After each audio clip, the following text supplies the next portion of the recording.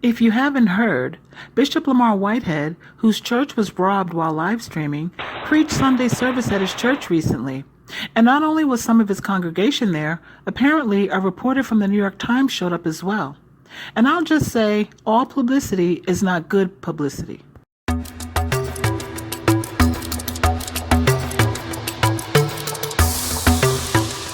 Welcome to the Charley Reed Show with your host, Charley Reed. Welcome to Stay Tuned, where I follow and report on stories that are constantly updating in the news and online, because most of the times the characters involved are a hot mess. So since the robbery of Bishop Lamor Whitehead's church, the bishop has taken center stage and has had a highly publicized online argument on Instagram, held a press conference, done several interviews with different vloggers and people in the music industry, in addition to his own posts and videos on his social media accounts as well. He's all over the place. However, the bishop seems to be thoroughly enjoying the spotlight without a care in the world about all of the court cases, accusations of theft, FBI investigations, and unscrupulous behavior that he is currently being accused of. It appears that he is sleeping well at night with his newfound fame that has gone beyond his past fame-seeking endeavors and shoulder rubbings with politicians and rappers in the past. Well, as I stated before, I don't believe that all publicity is good publicity, especially when you are a bishop. On August 4th, 2022, the New York Times did an article on Bishop Lamor Whitehead, and it started out with an observation of Bishop Whitehead preaching at his church with what the article called his banana-colored Gucci outfit on, and a declaration to his congregants that God did not allow the devil to take his life, only his jewelry. Well, I hate to sound dismissive, but at this point, I'm only interested in the juicy parts. I need to know more about all the accusations, and I'm sure I've heard better sermons anyway.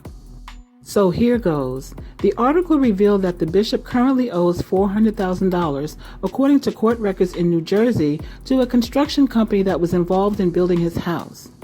He currently has a judgment against him for $68,000 for not paying monthly payments for 2 luxury cars. He currently owes $164,000 to a company that built his house in Paramus, New Jersey, because he paid them with a check and it bounced. And as we all know by now, he currently has a case against him in Brooklyn Supreme Court for $90,000 for stealing retirement savings from Pauline Anderson.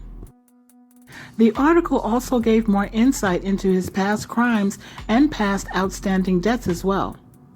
The article states his incarceration was a result of, quote, a sprawling identity theft and fraud operation set up and run by one person, Mr. Whitehead, whose girlfriend had access to customers' credit reports through her job at a Long Island car dealership. Using personal data he pulled from her computer, she kept her login information on a piece of paper at home, Mr. Whitehead stole the identities of at least a dozen people. He took out loans in their names and bought cars and motorcycles, according to his indictment in Suffolk County in 2006, end quote. And I find it amazing with all the evidence they had against him, he is consistently claiming he was what he calls illegally incarcerated, and everybody lied on him in his case. The article also told the sad story of how he swindled a symphony conductor named Maximo Bragado Darman and his son, Julio Bragado Young, in and around 2005 out of $200,000 by gaining their trust as their mortgage broker and helping them close on a brownstone in Harlem. Once the deal was complete, he later contacted the father and asked to borrow $200,000 with the promise to pay back an extra $25,000 more than he borrowed, and within just a few months' time. Well, I don't need to tell you that Maximo was never paid back anything, and Whitehead was actually swindling this man while he was under investigation for the identity theft case at that time. So when Whitehead was convicted and sent to jail at the Sing Sing Correctional Facility in New York, Maximo had to serve him his papers while he was behind bars. Maximo received the judgment against him for $306,000. His son said, referring to Whitehead, quote, he's a disgusting human being. You can quote me on that, end quote. The article also highlighted his education. Whitehead attended Eastern New Mexico University, where he studied accounting and videography. And he eventually went back to New York, where he worked as a mortgage broker in Manhattan at the Empire State Building. And more information was given surrounding the circumstances that led to his father's unfortunate death at the hands of the police when Whitehead was just a baby. I don't know where this story is going to go from here, but I can say for me that I love hearing stories of people turning their lives around. A good tear-jerking story about a hardened criminal or a white-collar criminal changing his or her ways and finding God while on a destructive path is a good thing. My problem with Whitehead and his story of past criminal behavior and his conversion to God is that he takes no accountability for serving 6 years in prison, and as a bishop, presently, he has multiple cases against him.